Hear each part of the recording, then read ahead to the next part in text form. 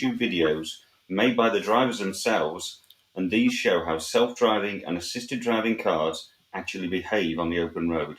Welcome, Erica. Hello, thank you for having me. Erica, there's a lot of excitement these days about the developments being made with autonomous vehicles. In an earlier podcast, we spoke to a traffic management specialist and a city planner about the potential for increased use of CCAVs. CCAV stands for Shared Electric Connected Autonomous Vehicles. These vehicles could transform cities, not only in terms of transport, but also in land use and overall quality of life. What can your research tell us about how close we are to achieving these types of goals? Well, when we look around at the current state of development in autonomous cars, we can see that we're in a state of transition.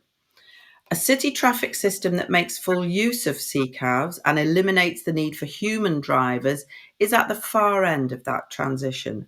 We're still in the very early stages where most cars on the road are still primarily controlled by human drivers, and we may never actually reach the stage where human drivers disappear entirely.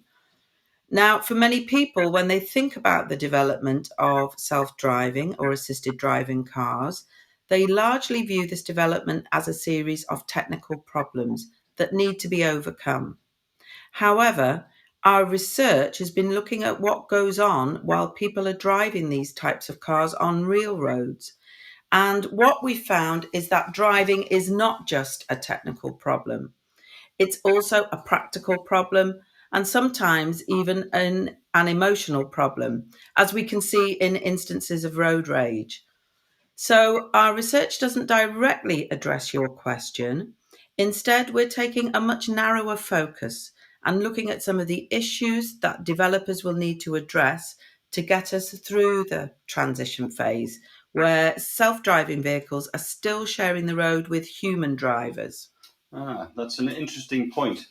When we think about a city that makes full use of CCAVs, a key concern is how the vehicle will communicate with each other. Apologise. But what you're saying is that during the transition period, developers also have to think about how self-driving cars communicate with human drivers. Exactly. Our research shows that the road is a social space where there are ongoing interactions between drivers. What we are particularly interested in is how self driving or assisted driving cars manage this social space. And what prompted you to conduct this type of research? Well, one criticism that we can make about much existing research on the safety and effectiveness of autonomous and assisted driving systems is the over reliance on simulator data and simulator situations. These can miss out many important aspects of driving, such as the role of passengers as co-pilots, and the actions of other drivers on the road. So, what's really distinctive about our work is that we focus on real world driving situations as much as possible. And that's where YouTube comes in. Yes, we can already see both Google cars and Teslas with their autopilot function on the road, and their presence on the road is essentially an enormous unsupervised field trial that is currently going on all around the world. But we have relatively little access to the data and experiences of those cars on the road. However, if you just do a search on YouTube for self driving cars, you'll get many videos of Tesla in its autopilot mode and many videos of the Google car and the competitors. So, ironically, by using what seems like an unconventional approach to data collection, we were able to get more diverse data from more countries and a more diverse set of situations than if we'd set up our own controlled study. We were also able to collect data on critical moments.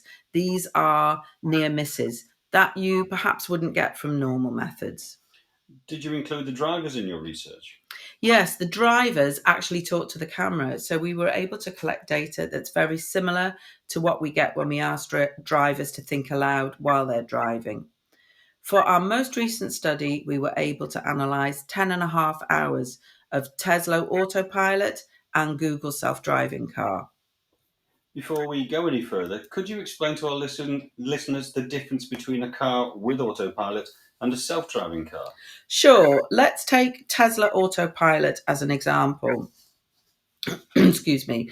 There are three main Tesla Autopilot functions. First, an adaptive cruise control that relies on distance to the car in front to accelerate and decelerate the car. An auto steer function that uses road markings, and if that fails, uses the car in front to stay in its lane. In addition, there is an assisted lane change function where the driver can use the indicator, and if it's safe, the autopilot will move the car into a parallel lane. If the car doesn't have sufficient information to operate these functions, the autopilot will disengage to give control back to the driver. So that's autopilot. A self driving car, like the Google car, is designed to travel and maneuver autonomously through the environment, making decisions on its own about where to go and how to navigate with other drivers on the road. However, the Google car can only drive around areas that Google has carefully mapped. A Google car is still not fully autonomous, though, because human monitoring is required.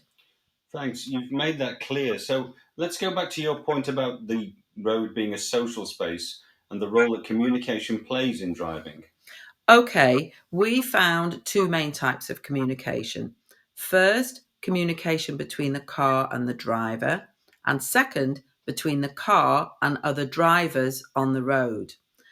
A striking feature of many of the videos we analysed is that they show cars being manoeuvred with no hands on the steering wheel. However, assisted driving is certainly not completely hands free. What was kind of unusual, and I don't really know what to make of this, is that in our data, drivers would be continually changing the target speed of the car or the distance it would leave to the car in front. In other words, there was a continual monitoring of what the car was doing on the road by the driver. And why would they do that? Well, they would do this because, at least with the current generation of systems, if you don't watch what the car is going to do, things can go terribly wrong. One example we saw was of a driver reporting at some length on how the autopilot thinks. He described lurches the car makes when it drives past different exit lanes it's unsure about. In the past, the autopilot has moved towards exiting where it wasn't supposed to. And so now the driver is prepared to intervene. He learned actually to detect the autopilot's exit move at its first sign of movement and was ready to force the car to stay in the correct lane. Oh, I see.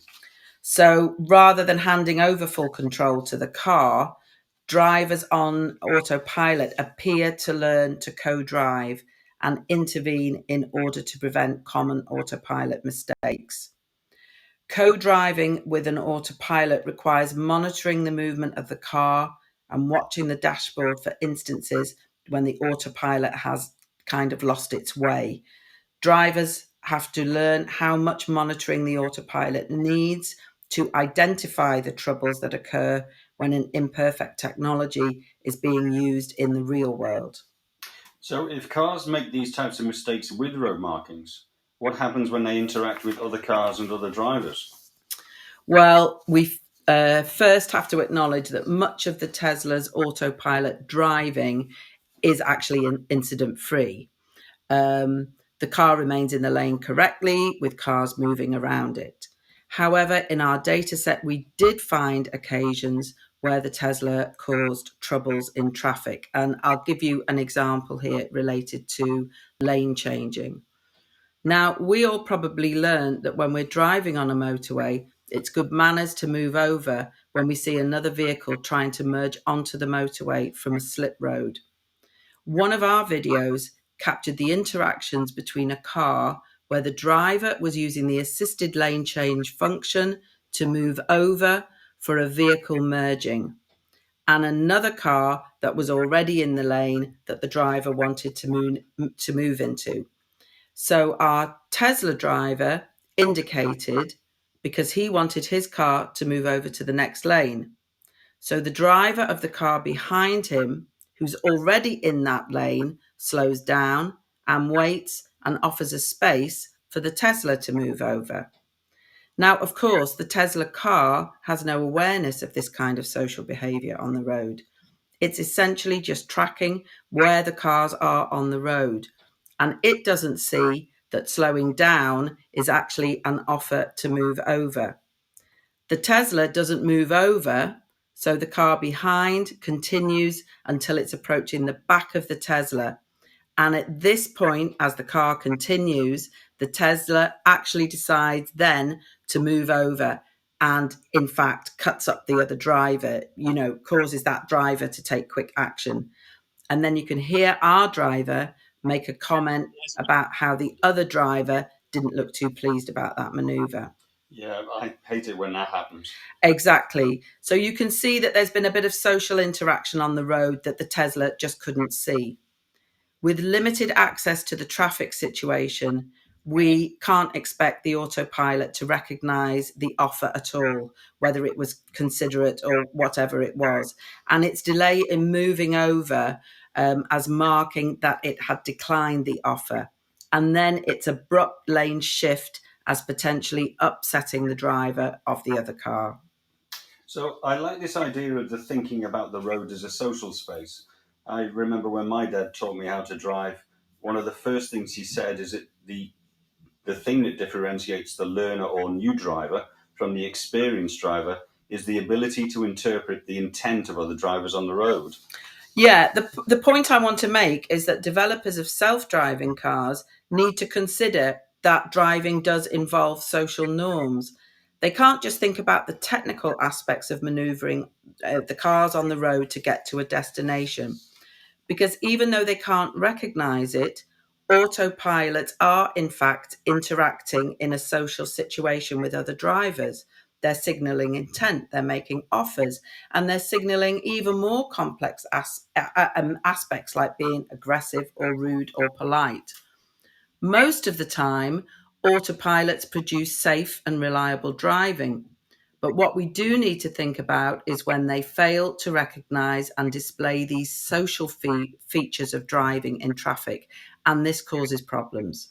Well, Erica, it's been really interesting hearing about the challenges that drivers with autopilots experience on real world roads. If there is this much trouble with other cars, then I can only imagine the challenges that pedestrians must pose.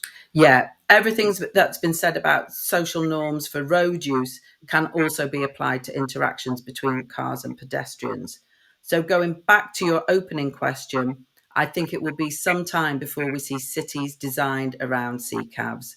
Before we can get to that point, developers first have to navigate the transitional phase,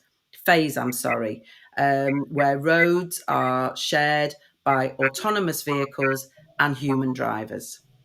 Well, this has been fascinating. Thank you, Erica. It's been a pleasure. And thank you all for listening.